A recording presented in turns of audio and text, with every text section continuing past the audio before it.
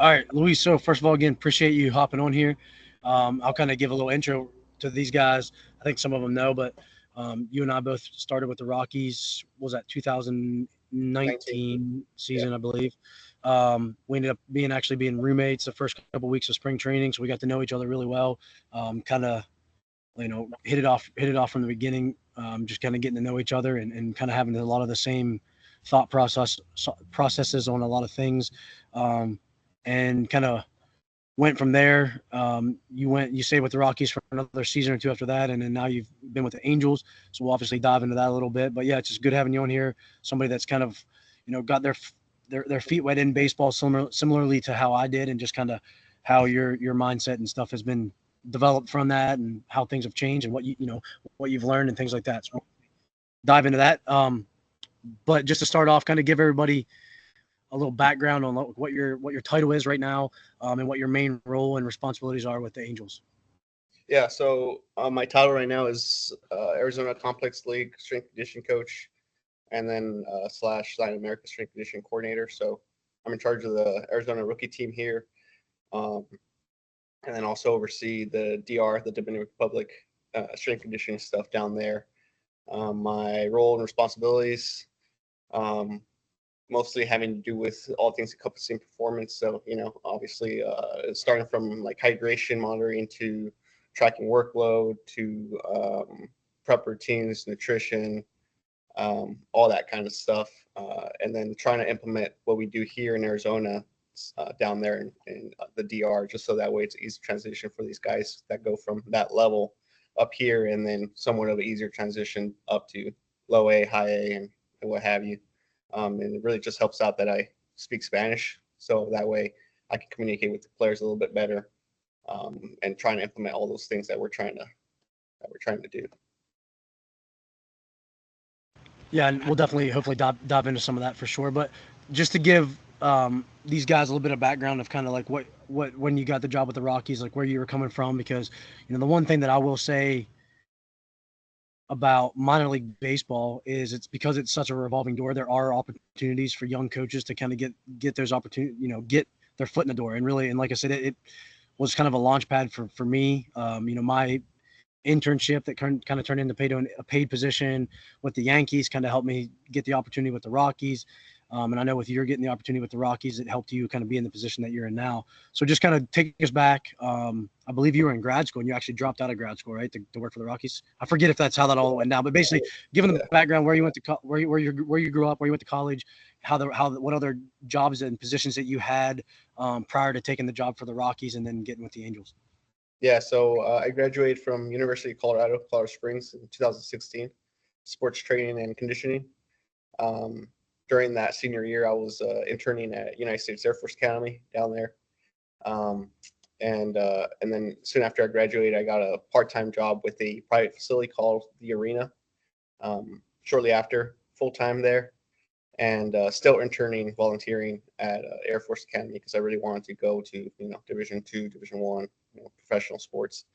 Um, I saw this uh, job online, was for the Rockies.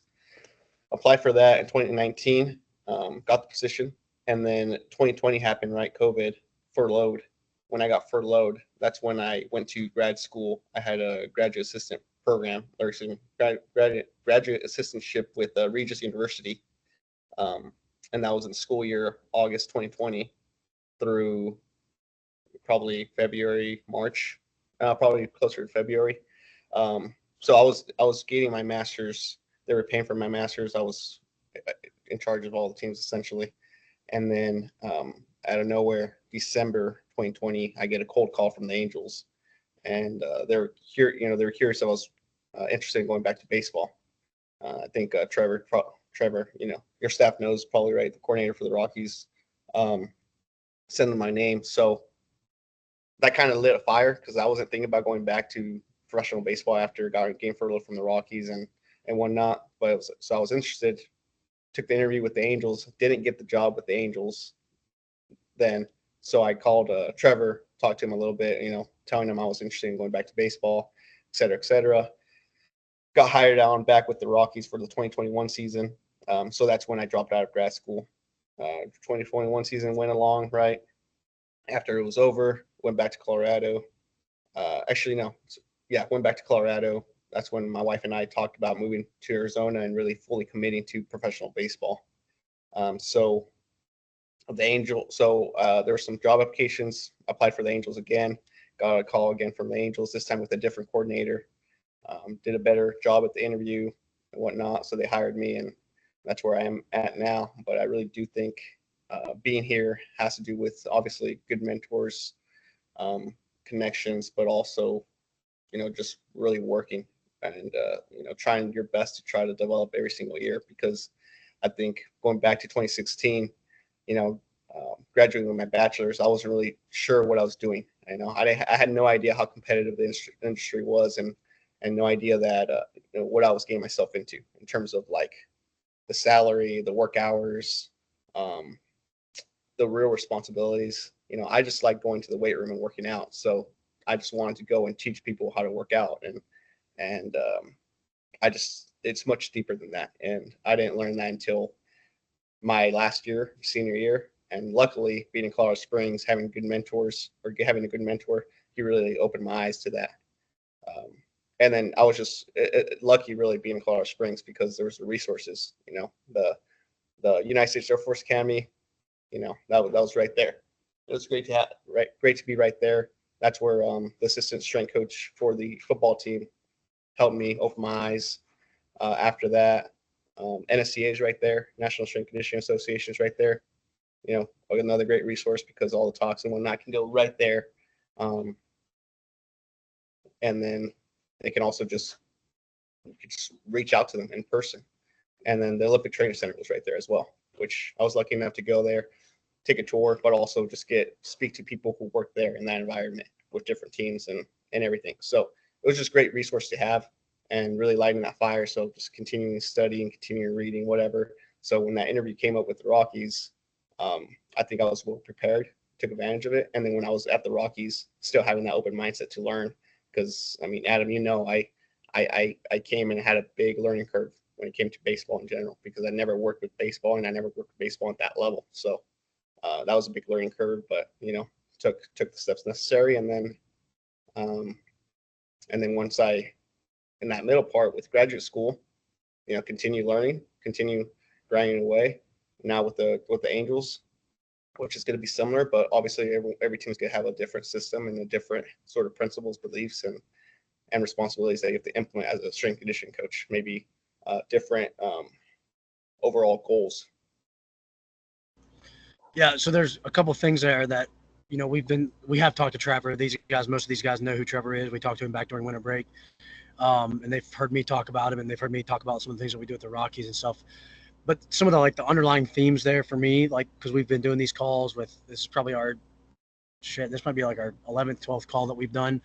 Number one is the idea of constantly learning. I think that's a big thing, and constantly kind of putting yourself in a position to be challenged, and also dealing with the adversity aspect of you didn't get the job for the Angels, so it's instead of giving up and I just need to get better and figure out what it is, because that same door that shut last year might be the one that opens up next year. I think that's huge. And I think the other big thing is, and this is something that I swear whenever I interview 90% of the interns that we've ever had, which all have ended up, I've never really hired anybody as a coach who hasn't also been an intern, but 90% of the interns that we've hired have all said, I asked them, why do you want to be a strength coach? Well, I like working out. I like training. And it's okay, but that's literally that's the icing on the cake for this profession. This job is so much more than that. First of all, it is mind blowing that there are strength coaches out there that don't like training and don't like working out. That's silly. But if that's all you're in this for, you're not going to enjoy this as much, because there's so much more that is not just training. Again, it's endless amounts of things that you don't realize are in this profession. And again, I love that you said that, because it helps hopefully these guys understand that just because you like training and just because you like athletics and being around athletes, that's not the end all be all. You have to you're going to learn real quick. You're going to learn real quick what kind of things are more involved with this profession. So we'll kind of stay on that, because I'll instead of jumping to the actual Angels and what their kind of program and stuff looks like, and what your schedule and what your athlete schedules look like, let's just kind of go to, you mentioned really not knowing, like you weren't familiar with baseball, and not to throw you under the bus, but like, you would literally ask me like in the hotel room at night sometimes questions about just like what is this part of practice? Like what are they doing at this part of practice? So it's one of Yeah. those things where, again, like at the end of the day, just being knowledgeable of like the physiology and the anatomy and the biomechanics and things like that, like that helped you at least understand what was going on. You just needed to be able to figure out, okay, here's how baseball works, because you didn't know baseball. That'd be like me trying to go work with soccer because I don't know soccer. Whereas I know you're like, more involved with soccer. So I guess like for these guys, from an advice standpoint, like what would be some of the biggest things, not just baseball, but just being a professional strength coach, whether that's in the collegiate sector or in the professional sports sector? Like what's some of the biggest learning things that you feel like hurdles that you had to overcome, things that you've learned like in the last, I guess it's been what, 6-7 years now. Like what is some of those biggest pieces of advice that you would give, a younger version of yourself, or these younger guys? Well, I think I was very fortunate because of where I was at. Because I was in Colorado Springs and because I had those resources that I mentioned earlier, I was able to get the basics down, and I was able to get them very fine tuned. When it comes to anatomy, physiology, everything, right? And so that's very important, and that's something that everyone needs to continue honing on. And even Let though me right now, go ahead. yeah, let me jump in real quick, because that's the other thing I forgot to mention is the other thing that you said that a lot of these people forget sometimes is, and this is the same boat that I was in too and still am sometimes. Not only were you working at the arena and getting paid for that and still doing other stuff, but then you were also interning at the college as well. So it's like just being comfortable having one job or whatever, or having an internship or having a paid position, like sometimes that's not enough. Like you need to be putting yourself out there and reaching out to the college strength coaches and the people at the Olympic training facilities and things like that to continue to learn more. So yeah, keep going. I just wanted to make sure Right, people realize like how important that is, that what you were doing, because you could have just been content working at the arena and you never would have developed and had the opportunities to learn and grow like you did. yeah, I was working, 60, 70 hours a week, and half of that was unpaid.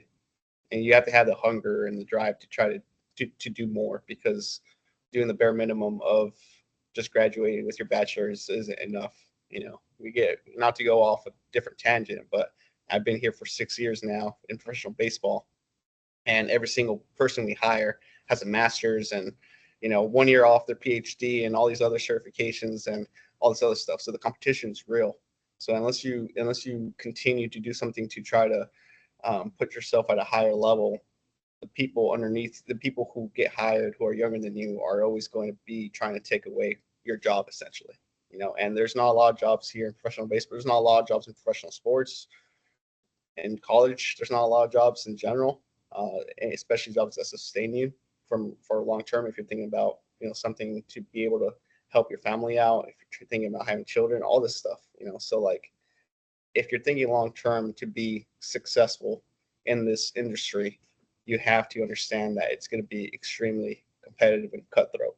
And if you aren't willing to make the sacrifice to be in that top 5%, whatever you make, whatever percentage of strength conditioning professionals that make enough money for a living and to support, then you might as well start trying your passion, trying something else, because you're just gonna find out one way or another. I have too many friends that just aren't strength conditioning coaches anymore, because it's not enough. So sorry about going off in a tangent, but No, I um, think it's good. I think it's good. I think these guys need to hear, because it's kind of the blessing and the curse of this profession. It's the blessing is the people that actually want to fucking do this figure out a way to make it work and get by on chump change for years.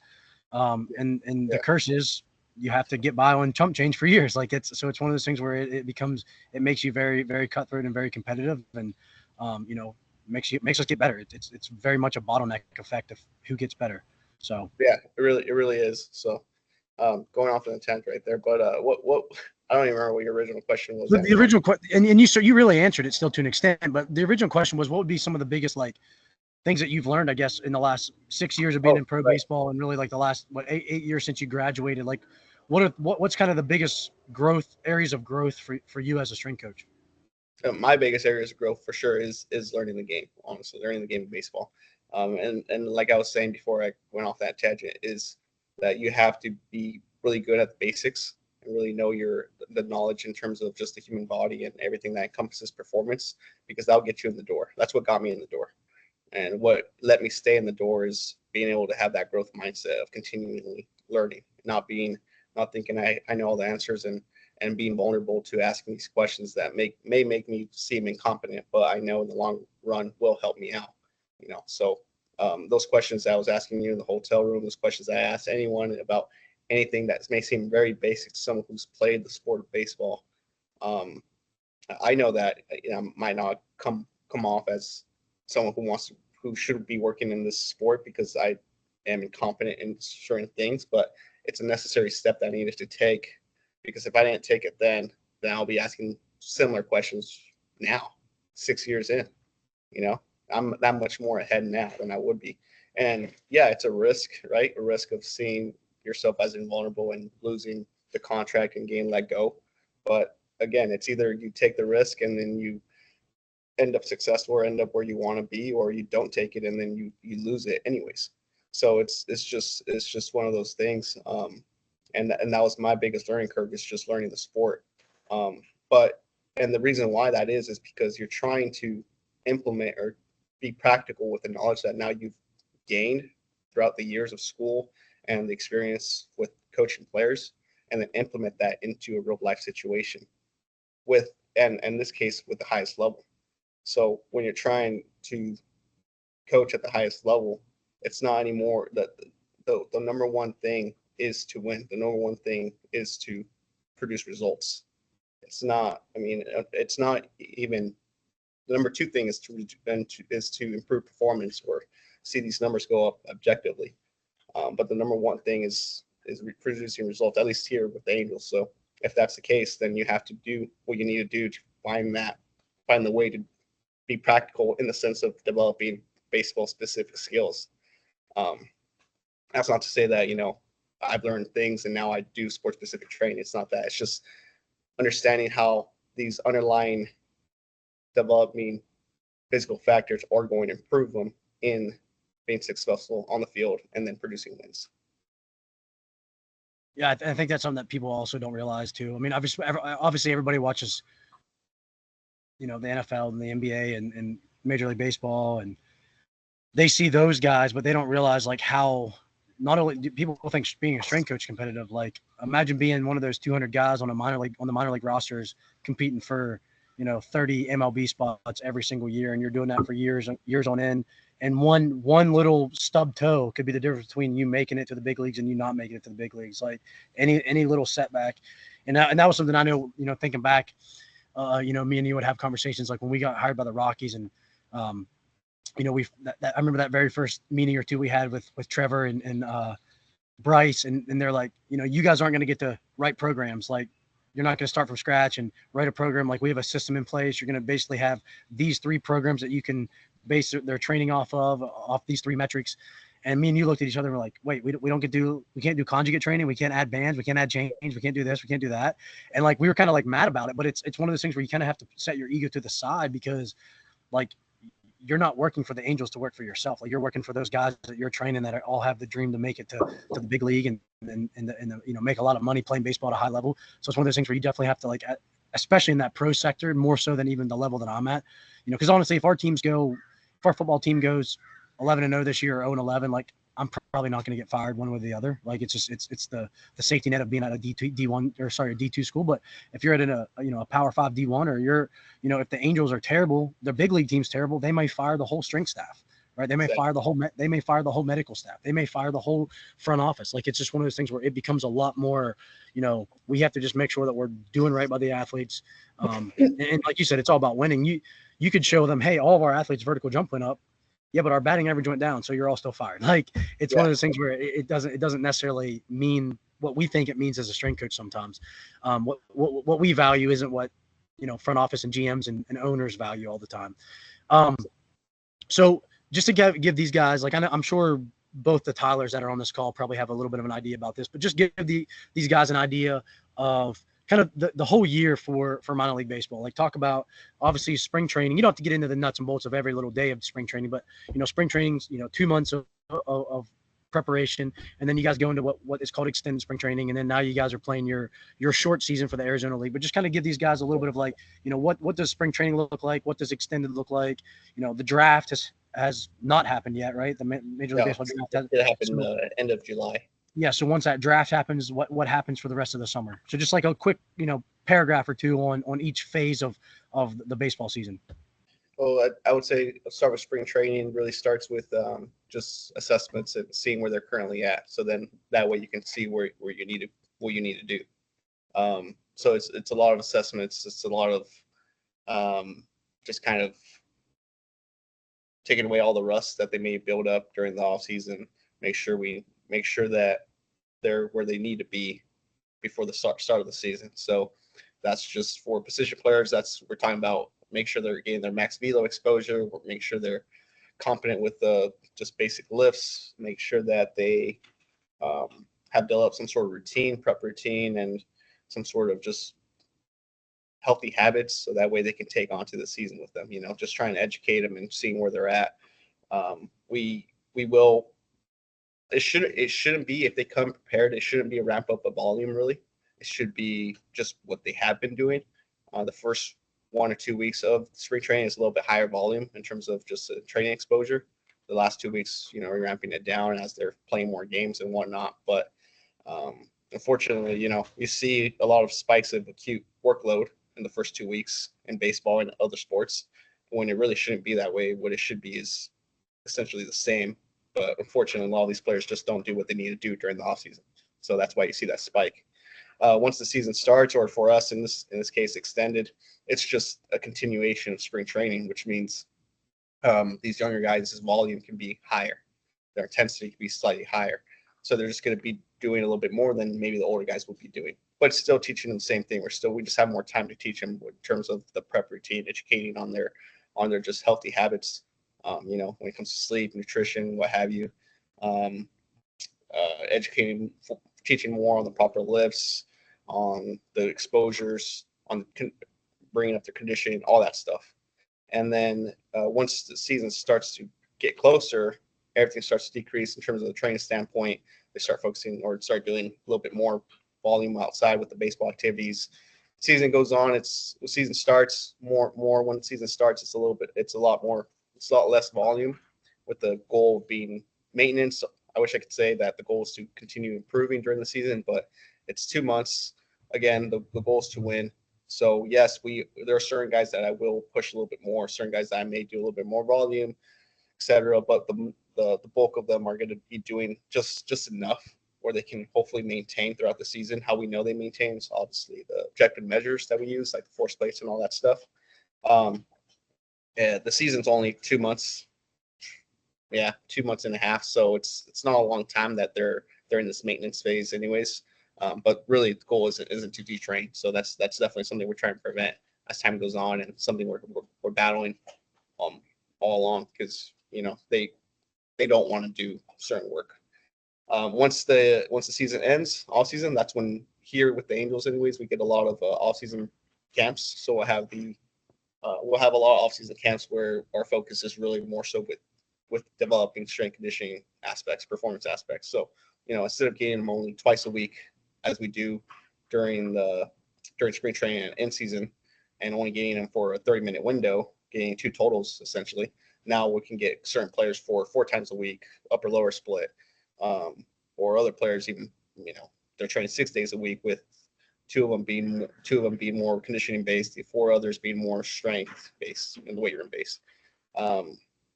So off season camps going on, we're doing that. That's probably closer to here anyways, August, September, November. And then we have a dead period now in baseball, starting at a week before Thanksgiving up into January 1st. So that's a solid 6 weeks that we have a dead period where we cannot communicate with any baseball professional at all. They can come and call us and talk to us and ask us for advice, and we can, but we can't reach out to them specifically and ask them to do this, or ask them what they've been doing. So the goal, at least because this is the second year that we're doing this dead period. So the goal, at least for this year, is to really try to train them and get them used to doing something and in a habit of doing what we want them to do. So that way, when the dead period hits, hopefully they're still keeping up with that. So that way, when they return in January 1st, they're not just deconditioned, detrained. Once January 1st hits, we're back up, and I think it's very, very cool here with the Angels. There's been a lot of players I've seen during the offseason that come here to the complex. We get a decent amount of players during the offseason, 40, 50, 60, sometimes even 70 players, during the offseason before spring training hits. And it's a cool environment to have that many players here and to train them like team lifts and then just have a lot of the aspect be strength conditioning, because then you can really have fun and program the way you want to program, make it competitive, in terms of like leaderboards or some sort of strength competition, conditioning competition, make it really more so a traditional D1 football weight room setting. That's fun for us, and that's a cool time. But after January 1st, or excuse me, after that, January 1st, February, that's when it starts. Still in the last month during the new season, the new year, and then we have to start toning it back down a little bit and make sure they start focusing more on baseball, but obviously prepared and ready for spring training. Yeah, and so again, like for those of you that might not be familiar with this, like the big leagues come in February and do their spring training for a month, and then they're gone, and they have like whatever, the 8-month season. The minor leagues will be there from March, and then their season starts in like, when does a full season minor league start? Beginning of April or like mid-April, something like that, right? At least, and then they go through September. For the young guys, they don't start really playing their season until May and June, and then after the draft, July into August. And then I wasn't aware of the new dead period. I mean, that's I don't know. I see pros and cons to it. I see pros and cons for both people. I think number one, it gives you guys a little bit of a break. Yeah. I mean, it gives the players a break. The downside obviously is like that 6 weeks that you could have them busting their ass in those fall winter camps, and then they basically sit on the couch for 6 weeks. Especially the young guys, the international guys, the guys that really need to have more hands on them, more hands and eyes on them more often. Yep. The one thing I was going to say too is, the good thing for you with, like you said, at your level, your guys are only going like 2 months, 3 months of a season of that maintenance phase. Whereas again, last week we talked to a guy that's he's a physical therapist for the New York Rangers hockey team, and it's just like big leagues. It's they got 8-9 month season where it's like, how much can you really try to maintain through that? Like if that even that 6 week period, if you're not touching some sort of speed development every week, then you're going to get slower in 6 weeks. Like it's pretty cut and dry from that sense. And really what you made me think of about spring training too is, I always thought of spring training as basically, I always think of our football level at our level, we can't mandate anything over the summer. So our guys for 3 months are kind of, we give them a program and we hope that they do it, but they show up to fall camp. Fall camp's the hardest 2 to 4 weeks of the whole year for them. That's basically spring training. So if you don't come back in shape for fall camp, you're going to get injured. If you don't come back in shape for spring training, that's when you're going to get injured. Most guys don't get injured in July, August, September. They get injured in February, March, April, May, early in the season because, like you said, Luis, like they don't have the workload build up. So in terms of, you mentioned the difference between the 2-day splits and the 30-minute training sessions. Like what are your guys doing right now? Can you give us, you don't have to give us exact exercises and all that, sets and reps and percentage and all that, but just give us kind of like a rundown of what does that 30-minute training session twice a week look like for your guys? So right now at this level, it's really developing GPP. So it's not like we're going to have a massive difference in programming from a pitcher to a position player, really. It's going to be a little just slightly different, but it's, not hardly noticeable. So what they'll do is literally do one set to start off with of like about five exercises where they're exposing some sort of, adductor, some sort of arm care, some sort of hamstring, distal hamstring, some sort of plyo, maybe med ball work. But they're just they're getting all the low hanging fruit, and that's essentially their warm up or activation. After that, they're going to go to the main lift, the main two parts of the lift. The first block will be like a lower body, which might be bilateral or unilateral squat or hinge, some sort of plyo, and then some sort of and then the other. So if they squatted, they're going to do a plyo, and then they're going to hinge. Day 2 is going to be the same thing. Squat, let's say for this example, squat, plyo, hinge, but they're going to be more unilateral base. And then the second block is going to be just make sure you get everything, all the planes of motion upper body wise as well. So a horizontal push pull for day 1, let's say, a vertical push pull for day 2, some sort of core paired up with that. And then the last exercises, which usually is between 4 or 5, is going to be some more of that low hanging fruit. And it's going to be just a one setter. So the 2 main blocks may be up as high as 5 sets sometimes. If it is 5 sets, then it's 5 sets of 2, 5 sets of 3. It's not a lot. And then the second block, same thing, might be, well, usually it's only 4 sets at most. But the first part, the activation part, as we call it, and not even the warm up sometimes, we just call it the activation. And then the last part, the low hanging fruit parts, are all just one setters. And that's how it is during the off season, or during the season. During the off season, it's very similar. The only difference really is the volume. It'll be higher. But yeah, you look at the board or you see the exercise, you see, 15 exercises there. And you're like, holy crap, that's a long workout. But no, because it's only one set of the first and last, and then you may get the 5 sets there. Usually it's 3, 4. It doesn't take much longer than 30 minutes because we get it moving. So you mentioned back about spring training, you mentioned like the assessment aspect. What kind of assessments are you guys doing as the strength staff? What kind of stuff is like the training staff doing, the medical staff? What kind of communication are you guys having? And then how does that influence what you're doing, what you're programming for your Arizona League guys? Obviously the guys that are doing full season minor leagues, they're probably going to do something different because they're traveling, they're at, different facilities and stuff like that. But for you specifically, like, I think that's one of the benefits of being at like either the Gulf Coast League or the Arizona League is like you guys don't have to travel. Kind of what days you can lift. You don't have to worry about doing a hotel workouts or any of that crazy shit.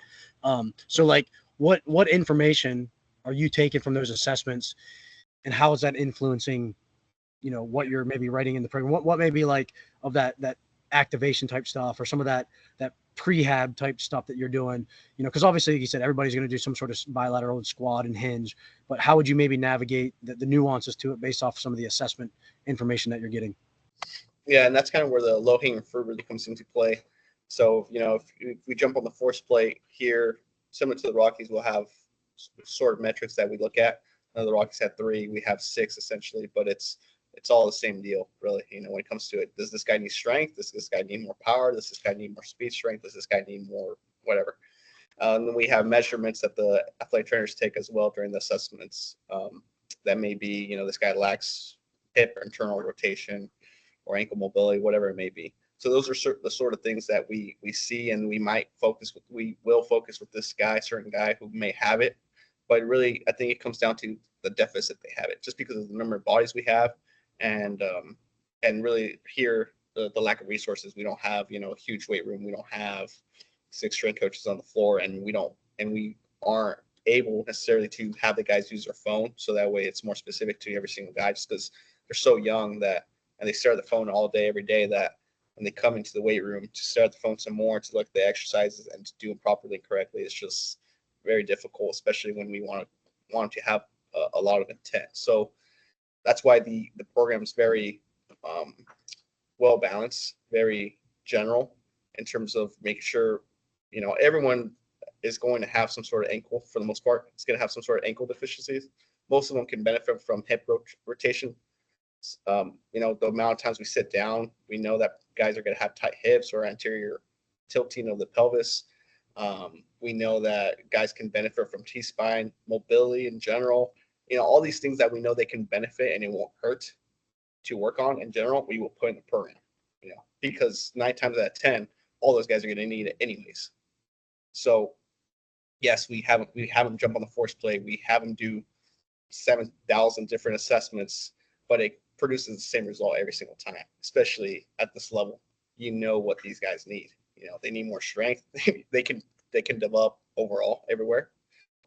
We know that and we essentially just use the metrics to see where they can focus on a little bit more, but it's not going to be, we're going to put our eggs in this basket, because again, they can develop everything else. And because we know we don't use like a block method where, okay, we're just going to focus on power and solely power because this guy power is the thing he needs to improve most on. So we're just going to put our eggs on that. No, we're going to we know this guy needs power, but that doesn't mean we're going to take away from all the other stuff that we know they're going to need anyways. Again, like those examples that I told you.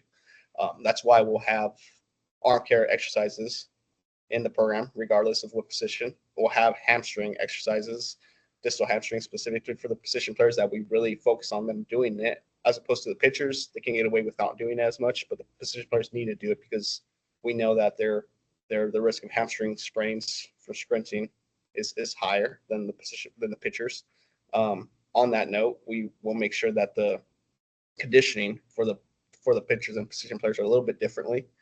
Position players will be more focused on exposure, max velocity exposure, change of direction exposure, acceleration exposure, and having the opportunity to teach them how to properly run during the warm-ups and stuff like that. Whereas the pitchers, the warm-up is that's it. It's the warm-up. We're trying to just get them warm. We're trying to get them more activated, I guess, on the upper body because they're going to focus more on throwing and whatnot, as opposed to position players. It's a little bit, the focus is a little bit different, So it's slight tweaks, but I think it is important for the strength conditioning coach at this level to make those tweaks on his own and be able to do it without necessarily just seeing the data and following the script on the paper. Obviously you're going to follow the script, but right away, or you should know that this guy needs a little bit more of this. So you're going to do it on the fly in the program, in the weight room, or outside in conditioning. You're not going to just basically follow the assessment, the data that assessment has given you for everyone or for every single guy, because it's just too hard, too many bodies. You're going to have to make these adjustments on the fly. Yeah, and again, there's a lot there. I think. Well, I was going to ask you, with the caveat of, I don't think these things, like you kind of mentioned, they don't matter as much. But what are the 6 metrics that you guys look at from the force plate? We look at peak propulsive power, peak relative propulsive power, braking RFD. Obviously, jump vertical height. Do you guys still look at impulse too? Impulse, yes. Concentric impulse, net impulse, just like the Rockies. And there's one more that I'm missing. RFD. I'm not sure. I don't have it on my notes. I'll have to look it up. That's fine. And the reason I just wanted to know what you guys were looking at, but the reason the reason I even brought it back up is, you mentioned that, and even we talked last week, like I said, we talked to an NHL physical therapist, and he was saying all the assessments that they do, and then kind of boiled down to at the end of the day, 90+% of what all the guys need, this goes back to especially all these people have interned with me, it goes back to just those fundamental human movement patterns, making sure that we're doing some sort of squat and hinge and push pull and some sort of trunk stability, and working in those prehab things. And obviously, if you had more staff, if you had more time, you might be able to individualize things a little bit more. But that's even if I had a force plate at Fairmont and we had all 100 football players jump on the force plate, to an extent, it would also probably tell me what I already know. It would already tell me that all of our linemen need to work on rate of force development, and it would tell me that most of all our skill guys need to work on strength development. It kind of already, there's so many commonalities with a lot of the athletes across the board that you can really, like you said, find that lowest hanging fruit, which a lot of times is just general strength development, just that GPP, that idea of we just need to do the fundamentals, we need to do them really freaking good, and we need to just be consistent. Because again, that's at the end of the day, the biggest thing that I learned in pro sports is, especially when you have a full season, when you got guys for a month and a half of spring training and then an 8-month season, that's the biggest chunk of the year that they actually have a consistent training program, right? You look at even at the college level, our football players, the most consistent chunk of season for football is the season. We're going to train it. We get 12 weeks, really when you count fall camp, it's 14, 15 weeks. That's the most consistent. That's 30 training sessions because they lift twice a week. In the spring, we only got 12 weeks and they train 3 times a week, right? So it's barely more in the spring than it is in the season. So it's one of those things where, going back to what you said at the very beginning about, just learning, you learn a lot as a strength coach of the season ends up being sometimes the most important training, portion of the year in terms of trying to actually get reps in, get quality reps in, especially when you factor guys go home and the 6-week dead period and all that. The one thing I was going to ask you is, the average age of the guys that you have in the Arizona League? Is it, what's like the youngest guy? What's the oldest guy? Obviously, you don't have the college guys there yet, so you're going to get some 22, 20, 23-year-olds maybe sometimes. But what's the average age right now of the guys that you're working with? Yeah, it's usually between as young as 17 to as old as 22 on average. Like you said, Yeah. we'll have a couple 23, 24-year-olds here and there, the outliers that we just signed, players that are coming back from rehab. Usually, regardless if they're AAA big league players, they'll come down here rehab because just we have more resources here than they do in an affiliate, and then they'll go up to AAA for 1 or 2 weeks, and then they'll go back up to the big leagues. So we'll have the occasional older guys, but for the most part, it's between 17 and 22. Yeah, and actually, that's a good question. I'll ask you about the older guys here in a second, but that's one of those things where you're basically working with college kids. Like you basically have the same job that all the guys on this call have in terms of working with college kids. And, again, teaching our 17, 18-year-old freshman football players how to squat, our freshman volleyball players and soccer players and baseball players how to squat properly. Like, it really doesn't change. Knowing what their numbers are in a force plate isn't really going to change the fact that we still need to teach them how to squat correctly and how to do pull-ups correctly and things like that. Take care of their body. That's another thing that probably one of my biggest takeaways from being in pro sports was just the idea of building a daily routine.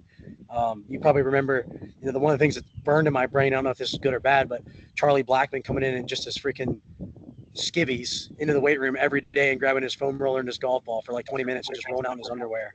Yep. Like right in the middle of the weight room. Like, you know what I mean? But that's a guy that's been in the big leagues for years and has a routine, and if it works for him, it works for him. So that's actually, a good kind of tie into the older guys. So when those older guys are injured, do you guys have a rehab strength coach? And if you do, or if you don't, how much then are they working with you? How much do you get to work with those older guys when they're coming back? Not older, I guess older guys, but the big league guys. How much, what does their training schedule look like when they're kind of in that return to play situation? Yeah, we have a rehab strength conditioning coach. He's also the assistant strength conditioning coach coordinator. So he helps out a lot with taking care of those rehab guys returning back to play. And essentially what happens is the rehab players are all on their own schedules. They'll lift at a different time. They'll warm up. They'll do everything at a different time. But it won't be. It's not like they show up in the morning, we show up in the evening. It's just they're just in a slightly 30-minute different schedule than we are. And their program is a lot more specific because it has to be for their injury, and whether it be if they're hurt from one arm, they're going to be doing some sort of one arm program, but he still has them on the same sort of idea where it's a GPP 1 phase, GPP 2 phase, GPP 3 phase, but the phase has some sort of upper extremity limitation because guy can't lift with his left hand or whatever, or it's maybe same sort of idea but one-legged because some guy got hurt with his ankle, whatever it may be. So it's still very similar. It's not like we're going to just work on the hamstring because this guy had a hamstring strain and et cetera, et cetera. We're going to work on everything else. As they start getting closer and closer to playing, then we can get them more into a more individualized program, really. It's funny to say that. You kind of think it's opposite, but it's a more individualized program once they get closer to playing. And then they stay on that program, strength and conditioning wise, as they transition from the rehab group to the Arizona group, to my group. I work with I speak to the rehab coach every day. We have offices right next to each other. So we just, so our office down there, it's like 4 big desks, some in the middle, cubicles in the middle, and then long desk on each side where it's like athletic trainers, strength coaches, and then like nutritionists, just everyone. So it's really easy to just turn around and ask a question or just communicate about the certain player or whatnot. He'll have them on a schedule. He'll have a piece of paper with him that he works with the rehab, not strength condition coordinator, but rehab coordinator that pretty much lays out everything they're doing that day, at what time, what they're doing, everything besides their potty breaks are there. For me, I have something very similar actually. It's called Performance Planner that lays out what the players are doing every single day in terms of strength and conditioning, what they have for that day, which even down to if they have hydration testing, if they have to go out there and shag because that's part of workload management. So it has all that stuff in that piece of paper that we have hanging in the weight room, and I have one with me, so that way I can tell the player what they have. If they haven't seen the paper, they can just go look at it in the weight room. And then as we transition the players from rehab to with me, they get added from their paper to mine. And the only difference really is now what they're doing, what their schedule looks like. Now it's on our schedule.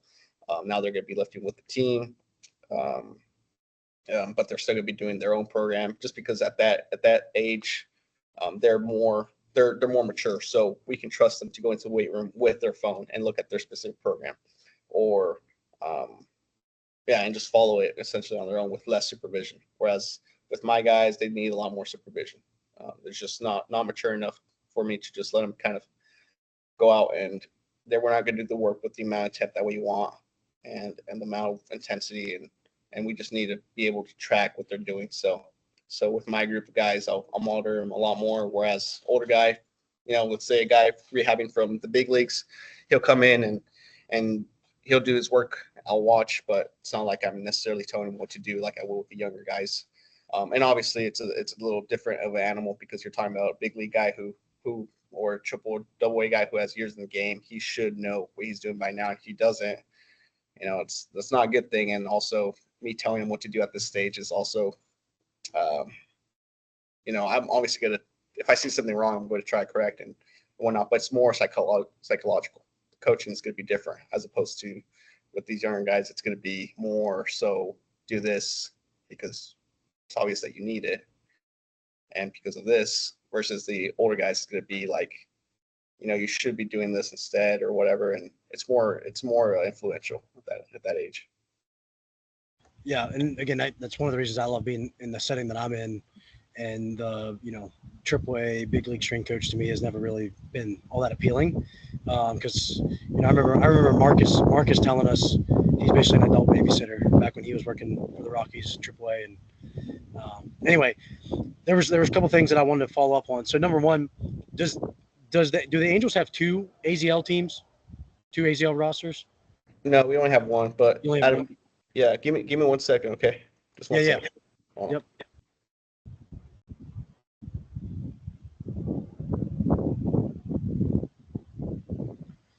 Haskins Shorter, if you guys got questions, I'm gonna wrap it up here in the next minute or two. So maybe I might have one or two more questions. So if you guys got any questions or anybody else, you can think of those and shoot them Luis's way, because I know he's got to run like right around 2:00.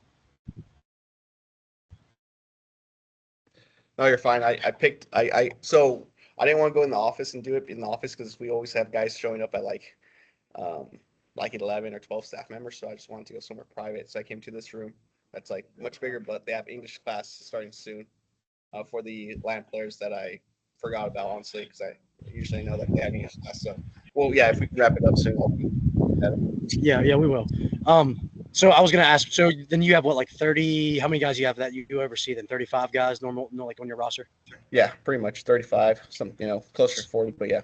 So then during the season, or even like during the extended, and I know we were talking on the phone a week or two ago, and you were kind of telling me that your day starts at like 3:00 in the afternoon, in terms of when the guys are starting to train or something like that. Basically, give us a rundown. Like if we're playing for the Arizona League Angels, like what does our day look like as an athlete? If we have a lift, if we have practice and a game that same day, like what would our normal day look like? So the normal day for me is I like to show up closer to 11 my time so I can get a workout in and finish by noon. I give myself that hour window to prepare, printing out the performance plan that I talked about. 1:00, we have a staff meeting that we go through the day, what's going on. I just pretty much tell them what players are having. I try to keep my talk short and general, and if they want more specific things, then they can ask, and I'll make sure to highlight the specific players, that focus players maybe, or players that may have something a little bit more specific, or give some sort of announcement of all the player, some so and so through 36 feet on this test, and just give them some props or whatever. So that's what I'll do in the staff meeting, and then they have ball talk shortly after, where they're talking to the players about reviewing the game the day before, or what they're focused on today in practice, or essentially a lesson, or just try and teach them something in terms of baseball. I'll stretch them around 225, 235 for the pitchers and position players. Pitchers, again, general warm up. Position players, exposure to some sort of um, acceleration, max velo, or change of direction work. So it is a warm up quickly, but then it's really that exposure and really teaching them how to mechanically move well and running. They go out through their practice, and then during BP, especially here, 120 degrees, some pitchers shag, some pitchers won't. The pitchers who don't shag come in with me and they get their lift in if they pitch the day before, or some CNS prep, or some sort of conditioning on the bike or outside, whatever it may be. Then we'll get inside by 4-ish, rest for an hour and a half before the game starts, or before warm-ups, and warm up the position players before the game, 20 minutes out. Game starts usually at 6 p.m. and then ends, let's say at 9, 3-hour game. And then if the position players have scheduled lift that day, they'll do it after the game. We lift the players twice a week, position players, and we'll schedule it in advance. Whereas the pitchers, it'll always be after their outing or after their bullpen. If it's after their outing, if it's a long outing, let's say it's a starter, he goes 6 innings, then we'll have him lift the day after, unless he wants to. But we're trying to give him a little break if he just went 6 innings and threw 100 pitches. Whereas if it's a reliever, it's a little different. We're making sure they're getting 2 lifts a week, so it may be first week by Wednesday and second lift by Saturday. So sorry about the noise. Lions. No, it's good. You're good. So are your guys never, unless it's like maybe a pitcher that's on the day after, like a starting pitcher, your guys are never doing pre-game lifts? They're always doing pretty much post-game lifts? Pretty much, yeah. We'll have some pre-game lifts for the pitchers who pitch the night before, relievers too. We'll lift the day after. But even then, it's not before practice. It's usually after practice, during that hour and a half window that we have between BP and the game starting, because we know they're not going to pitch that day. But for everyone else, it's after practice. And I think it's because, I know it's because the goal for the organization is to try to keep the players as fresh as they can for the game, essentially. And, right. I think if the players were to lift at 11 or 12, then they would be prepared. They would have enough time to recover for that 6 o'clock. But that's just something that is new to the organization this year that they're implementing, seeing how it goes. And at this level, it's more so mandated. Players are going to lift after games. Whereas, at higher levels, it's player's choice. If they lift before the game, that's fine. If they lift after the game, that's fine. Usually we have half and half at higher levels that lift before and after. So I got you. Tyler, either one of you guys have questions, or Nate, Noah, do you guys have questions for Luis before we let him go? Yeah, I have a question. Can you hear me? Yep. Yeah, I can hear you. Luis, you mentioned going down to the Dominican and coaching down there. Can you just hit on what's that like? Are you just working with future prospects? And is it a lot of like sports science analysis stuff of like, will they have the right genetics to make it to the league, or is it just strictly like strength training young guys down there? Can you just hit on that? It's guys who have already been drafted or already been signed that I work with. So it's never going to be guys who I'm looking at and saying is he going to have the right genetics or whatnot. That's going to be more so on the athletic trainer side during or before the draft. Can you guys hear me okay? I think Nate thinks we're living in like Russia or somewhere where they do like genetic testing on kids when they're like 6 years old. Determines what they're doing. These are guys, Nate, that have already been like scouted by the international scouts and signed to the Angels like farm system. They just, instead of our guys are playing college baseball or high school baseball, they're basically down there doing that in the Dominican. Okay, I got you. Yeah, it's very skill specific where they're not going to school playing baseball. They're playing in clubs, I guess. But over there in Dominican, it's a different animal. So you'll have guys who are 13, 14 years old who've been playing their whole life, and then they get picked up or seen by a scout, and now this guy's in the radar of this organization. So that way, when they turn 16, they can sign them. So we know who we're going to sign 3 years in advance. We know who we're looking at more in advance, and so there's players who already are on the radar as young as 11 years old, but obviously they don't get signed until they're 16. if they develop properly. But it is obviously subjective in terms of seeing their physique, seeing what they can grow up to be, and also how skillful they are with baseball. Um, and then to kind of go on a little deeper on that question with the draft and stuff, the trainers here will do all that stuff in terms of seeing their health history, seeing what sort of injuries they may have, their exposure to whatever it may be. So that way, at least we have the subjective approach of, okay, this player is good at baseball, but how high of a risk is he in terms of injury or in terms of projected to be, um, you know, genetically gifted. I gotcha. Thank you very Yeah. much. Yep.